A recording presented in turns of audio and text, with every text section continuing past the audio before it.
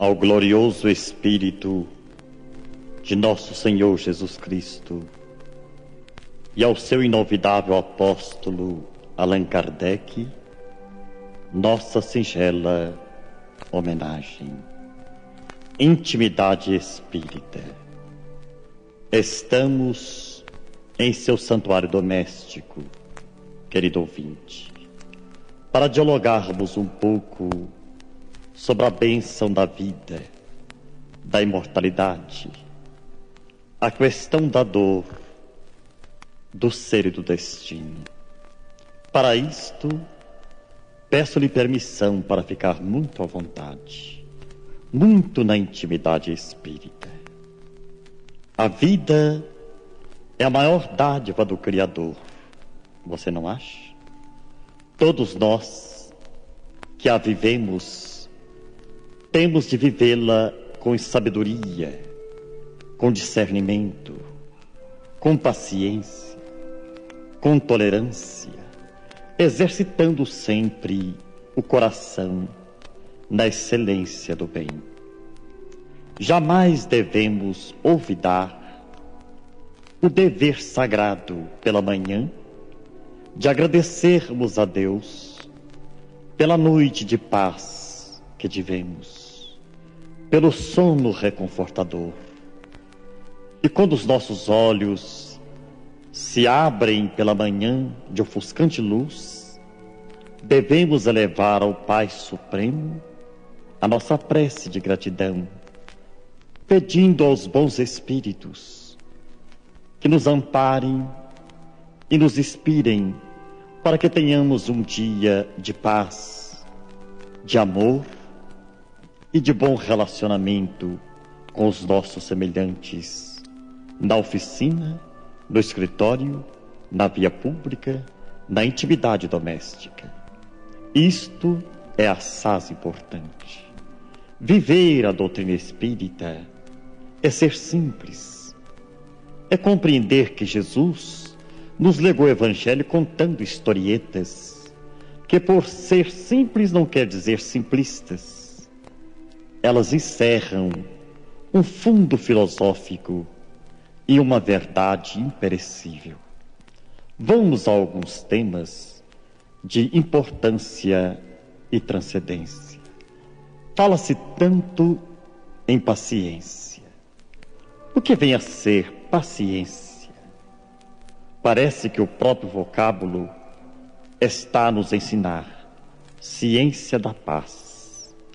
O homem vive tão atribulado, cogitando-se apenas das coisas materiais, tentando mesmo assambarcar o mundo em 24 horas, se isso lhe fosse possível.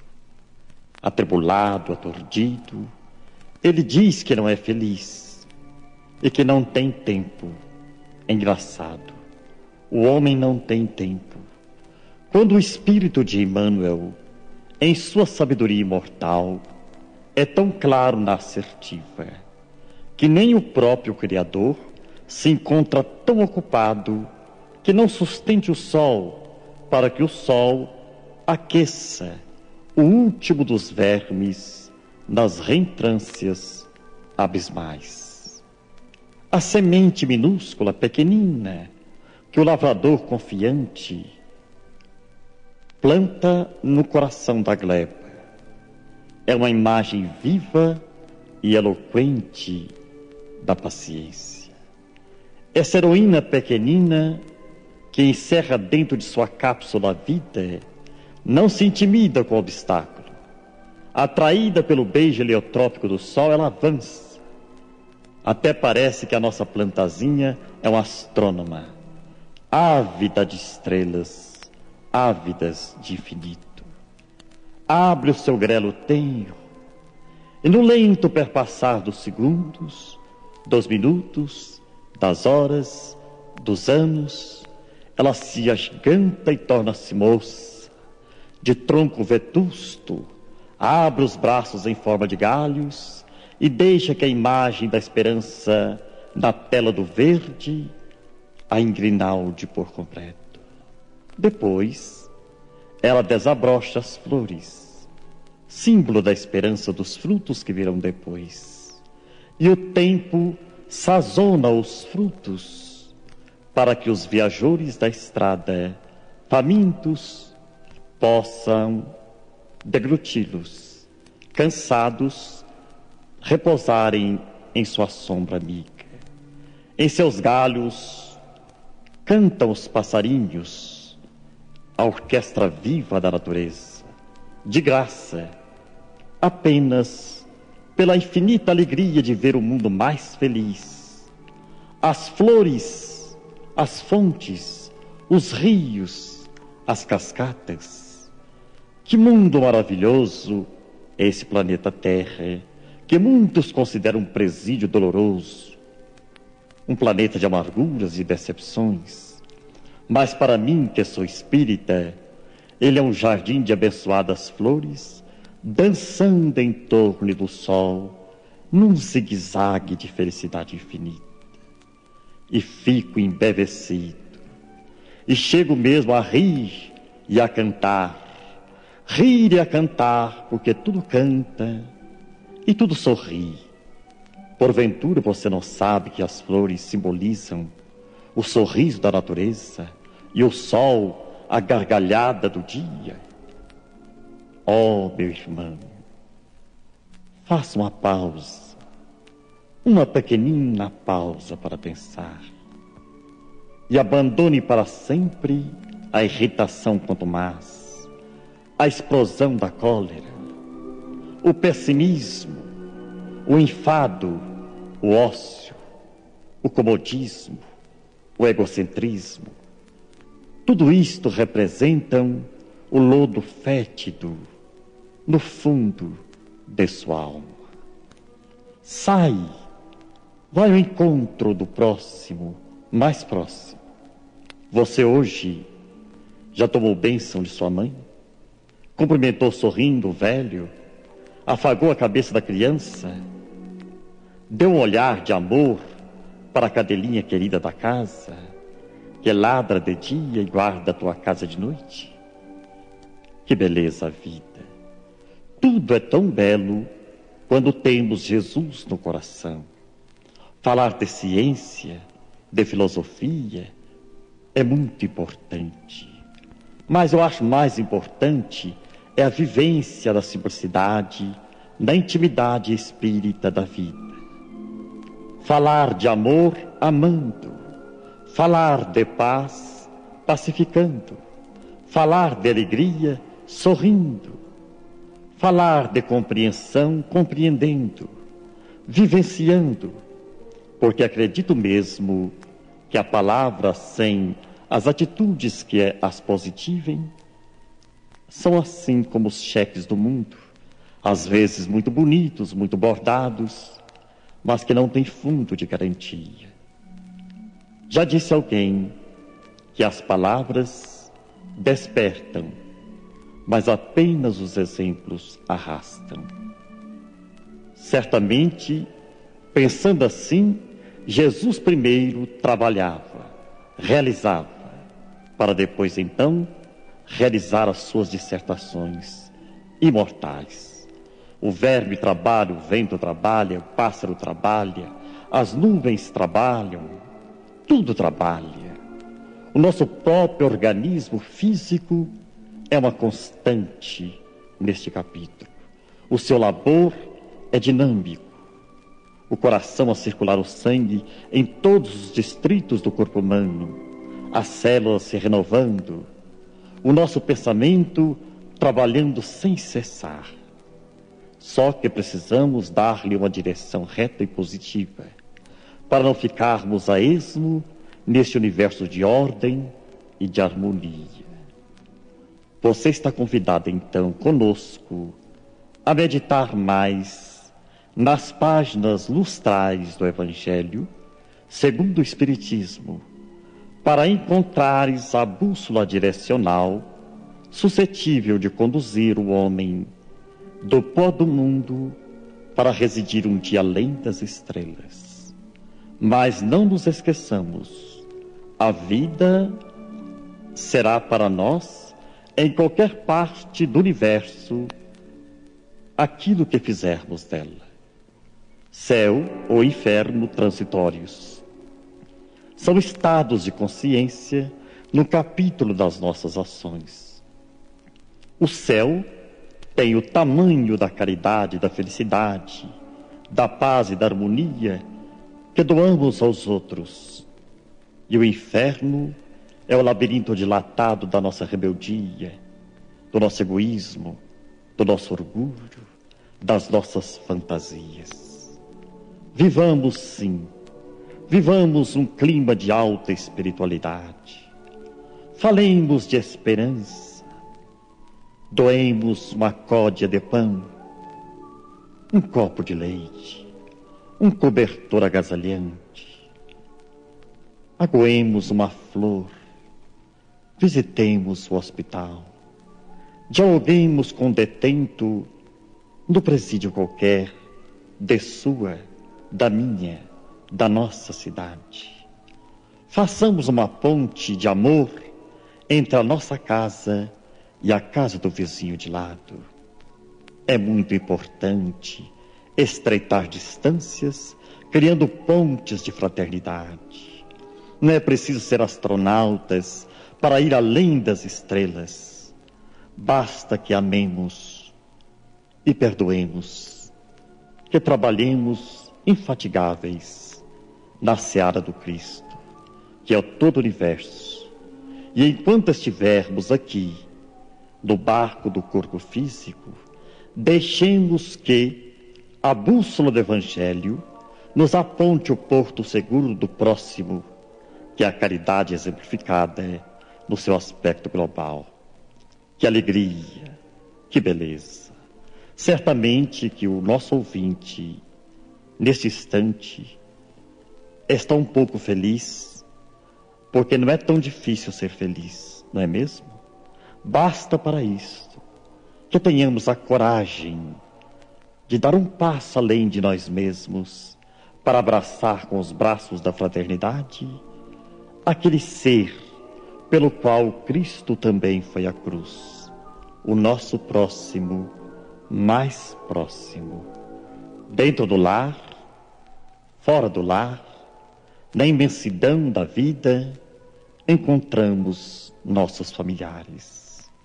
O próximo pode ser até aquela pessoa que você nunca viu, mas que seu pensamento, a sua prece, sua mensagem positiva de fraternidade tem a força poderosa de alcançá-lo, ajudá-lo, reerguê-lo do desânimo, reerguê-lo da prostração, do descrédito, da desilusão. A caridade é Jesus caminhando conosco no dia a dia da vida. A caridade é a expressão mais bela do Evangelho. Se tirássemos do Evangelho esse vocábulo caridade, poderíamos guardá-lo numa estante, porque não teria mais sentido. A caridade é tudo, porque Deus é amor, e o amor é a caridade em sua mais elevada potência. Tudo que nos cerca, tudo que vemos, tocamos, tudo aquilo que não vemos e não tocamos, são obras da caridade. E o homem deve praticá-la infatigavelmente, como um bom aluno que se exercita até que um dia chegue à perfeição.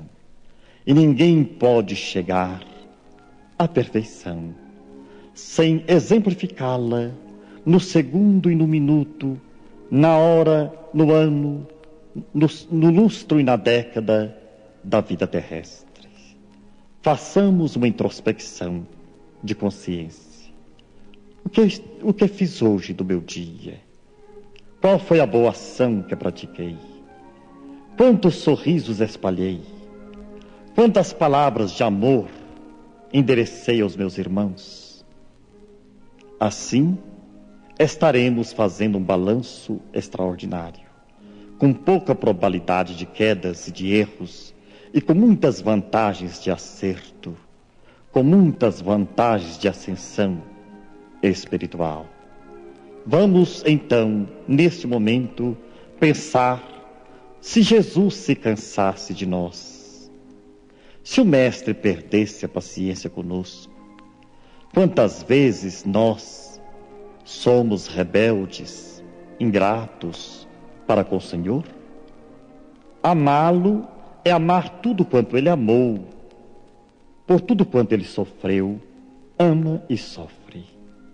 Quem deseja encontrar o Senhor, abrace a irmã que caiu, o filho doente, a esposa problemática. Visitemos um sanatório, um alienado mental. É nosso irmão, muito amado. Você já visitou uma favela, uma furna? Ou já sentiu o palpitar de uma lágrima na pálpebra de um órfão? Como é triste não ter um lar, não ter um pão, não ter um pai, uma mãe. Por isso mesmo, o Evangelho nos conclama: amai os órfãos. É triste ser só, desamparado, como folha levada pela viração do desprezo.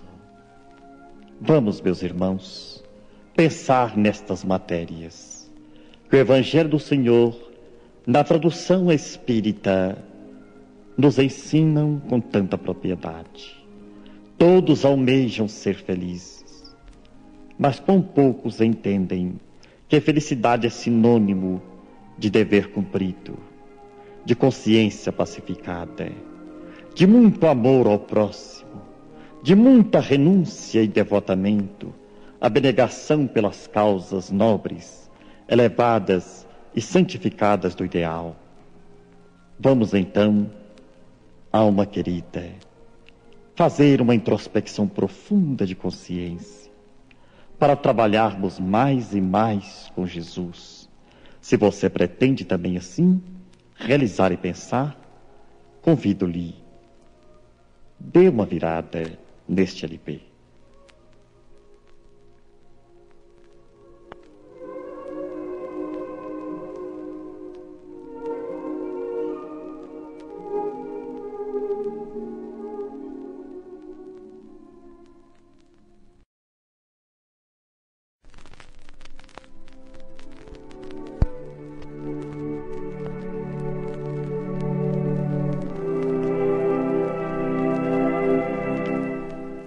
O meu bom dia de luz, o meu boa tarde de paz, o meu boa noite de prece. Prosseguindo a nossa conversação, peço-lhe permissão para narrar uma história muito interessante de uma jovem princesa que vivia no seu soberbo e magnífico castelo, à semelhança de uma bela flor numa estufa de vaidade. Seus olhos verdes, como duas esmeraldas incrustadas nas órbitas. Seu cabelo loiro da cor do trigal maduro, a emoldurar-lhe os ombros. O seu porte de beleza. Esta jovem tinha um hábito interessante. Todas as noites, antes de se entregar aos braços de Morfeu, se debruçava no peitoril da janela palaciana e fitava as estrelas coruscantes no lençol muito azul do infinito e monologava: como sou poderosa, como sou rica, acredito mesmo que não existe ninguém mais poderosa do que eu por estas paragens. E seus pés finos pisavam por sobre tapetes macios e quentes. Uma noite, a princesinha teve um sonho revelador. Sonhou que 2 anjos conduziam-a pelos braços para além das estrelas das nossas noites e aportara-se numa cidade maravilhosa. O casario era de uma magnificência que transcendia toda a arquitetura conhecida na terra. A paisagem de uma policromia luminosa, Os pássaros, de uma plumagem que não tinha nenhuma semelhança com os pássaros da terra. Embevecida, ela caminhava, deslumbrada, impressionada com tanta magnificência. Quando de repente, que surpresa! Seus olhos verdes contemplam um majestoso castelo de torres azuis, fulgurando de estrelas. E ela pergunta a um dos cicerones: amigo, devotado amigo, concede-me uma informação. Quem é o senhor de tão notável propriedade, perto da qual o meu palácio no mundo mais parece uma casa de despejo? O mentor espiritual, com um sorriso de primavera nos lábios, fitou paciente e carinhosamente a nossa jovem donzela e redarguiu-lhe com bom humor: ah, princesa, esse castelo pertence ao seu jardineiro. Como? Retrucou espantada. Como pode isto? O meu jardineiro não passa de um pobretão, um trabalhador de salário irrisório, um analfabeto, um homem sem estrutura social. Como pode ele possuir na casa celeste uma morada celeste? Tenha calma, princesa, retrucou amigavelmente o benfeitor espiritual. Vou lhe explicar. As residências aqui são construídas com alvenaria do amor, da lídima caridade, da virtude em seu mais alto grau, por excelência. Esse jardineiro, humilde, pobre, quase analfabeto, é senhor de grandes obras. Suas palavras de luz, seus gestos de bondade, o amor com que ele se dedica ao trabalho das flores, a paciência que ele tem para com a mãe paralítica no leito há mais de 30 anos, e do pouco que recebe, o nosso personagem ainda tem a valentia moral de descer à favela para levar um doce, um pão, um litro de leite aos órfãos, às viúvas. E todos os seus pensamentos, iluminados de bondade, materializou de cá esse castelo soberbo, imperecível, majestosamente arquitetado, com suas lágrimas de renúncia e com as suas mãos feridas pelo trabalho honesto do dia a dia. A princesinha estava atônita, pálida, mal acreditando em tudo que ouvia e via, e pôs-se a caminhar.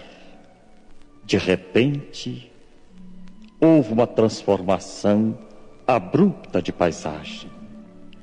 O céu tornou-se opaco, a brisa perfumada cedeu lugar ao vento lulante, a paisagem ressequida, anêmica, um lugar irrespirável. E para surpresa sua, ela estava diante de um miserável casebre que os próprios cães rejeitavam. Tal era seu aspecto de desprezo e humilhação. Com duas pérolas em forma de lágrimas a se deslizarem pelos seus olhos verdes de esmeralda, ela perguntou, tomada de profunda conturbação psicológica: amigo, amigo, de quem é essa choupana pobre, desprezível? Socorra-me. E agora, sem aquele brilho se é aquela característica de felicidade a bailar nos lábios, no desenho de um sorriso, o benfeitor espiritual explicou à jovem princesa, com a voz embargada pela emoção: olha, jovem, essa casa humilde e desprezível é obra sua. Você a construiu vivendo o dia a dia na terra, mas não pode. Há um equívoco. Eu sou uma princesa, tenho credenciais, a minha estrutura é dos nobres. Pobre filha, aqui não chega às convenções do mundo. Os títulos, quando não representam trabalho, valores morais, são destituídos de significados na alfândega deste mundo. Você, princesa, necessita de saber que todos os patrimônios da vida pertencem a Deus, que não-los emprestam no mundo para determinada tarefa, para determinado objetivo. E você não tem sabido agradecer as dádivas incontáveis que se sucedem ininterruptas no seu caminho. Você assemelha-se àquela flor de estufa, muito bela, porém morta em si mesma, sem seiva, sem perfume.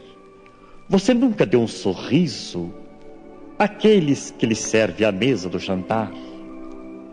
Você nunca endereçou um olhar de compreensão aos lacaios da sua corte. Você nunca sujou seus pés indo ao encontro dos infortúnios ocultos. Quantas vezes quantas, princesa, você não dormiu irritada, nervosa, colérica, sem mesmo agradecer ao Pai Supremo por tudo que de belo, de magnífico, de maravilhoso, o sol, as flores, os artistas, os amigos lhe cercaram durante o dia?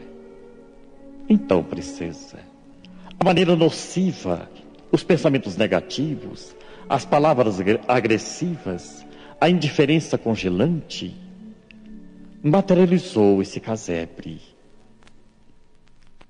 Pobre amiga, nunca é tarde no caminho do espírito para uma renovação de estrutura.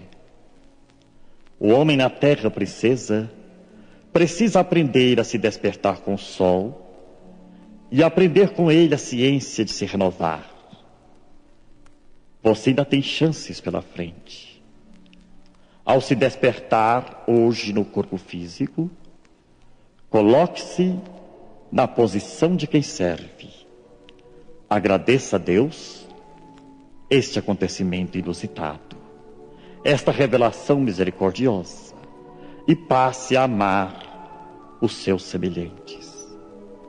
E a nossa princesa despertou-se no corpo físico, abriu os olhos verdes de esmeralda, olhou o mundo lá fora pela janela palaciana e endereçou a Deus uma prece de gratidão pelo astro-rei, que mandava sua luz gratuitamente, pelas flores missionárias do perfume, pelo vento, esse andarilho maravilhoso que tudo refrigera e fecunda. E conversou sorrindo com fâmulos lacaios, e o castelo transformou-se numa festa. Foi até o jardim pela primeira vez, fitou face a face o rosto sereno do jardineiro, o homem que era rico no outro mundo e tão pobre neste, e perguntou-lhe com voz humilde, na posição daquele que agradece: jardineiro amigo, o que devo fazer para mandar tijolos de luz para o mundo espiritual? E o jardineiro, sorrindo numa gargalhada feliz, explicou a nossa princesa: é tão fácil, minha jovem. Quantos pés o Senhor da vida lhe outorgou? Mas é claro, a sua pergunta é incoerente. Tenho 2 pés. Não, não. Não é assim tão simples. E quantos sapatos você retém no interior do palácio? Há mais de 150 pares de calçados? Pois é, princesa. Eu conheço uma favela onde moças da sua idade, do seu porte, têm os pés feridos pelos seixos das estradas ermas, pontilhada de espinhos, por não terem um simples tamanco para calçar. Quantos vestidos você retém nos guarda-roupas da fortuna? Sim, em verdade, eu devo possuir mais de 200. Do céu, das estrelas, do mar, das flores. Sim, sei disto. Mas na favela a que aludi, tem tantas jovens da sua idade que esperam ansiosas que o manto da noite venha em seu socorro para cobrir-lhes a nudez. Venha comigo, princesa, e eu vou lhe mostrar, face a face, esta outra face da vida. E a princesa logo arrumou cesto de víveres, roupa, agasalho, remédio, e acompanhou aquele samaritano da caridade. Ambos chegaram à favela. Coisa extraordinária. As crianças subnutridas, órfãos, velhinhos, mesmo aqueles que não podiam andar, clamavam em alta voz, de alegria por chegarem ali, o apóstolo da caridade. Abraçavam-no, crianças e velhos. Mas a nossa princesa era uma ilustre desconhecida. Então ela pôde notar que ela não era quase nada ante aquele homem simples, sem talão de cheque, sem castelo, sem tradição e cultura, mas que tinha tanta bondade, tanto amor, irradiava tanta paz e tanta alegria. E tomando-a de tesoura, ela parava as unhas de um paralítico aqui, lia as páginas do Evangelho para alguém mais alhures, deixava em cada cama vazia um cobertor quente, e falava, e pregava, e dava banho nos doentes, escovava os dentes das crianças, penteava o cabelo daqueles impossibilitados de manejo das mãos, acompanhando passo a passo os exemplos do jardineiro. E assim, a fadazinha do castelo passou a ser conhecida nas redondezas como a dama da caridade. E tão grande, tão alta, ela levou a sua missão por décadas e décadas, que quando a morte lhe sobreveio ao veículo físico, ela já havia construído uma mansão de luz ao lado do jardineiro. Você também pode fazer como a princesa. Abandona o luxo a caminho do lixo e serve alguém ainda hoje. O nosso muito obrigado por sua paciência e um abraço carinhoso deste aprendiz do jardineiro.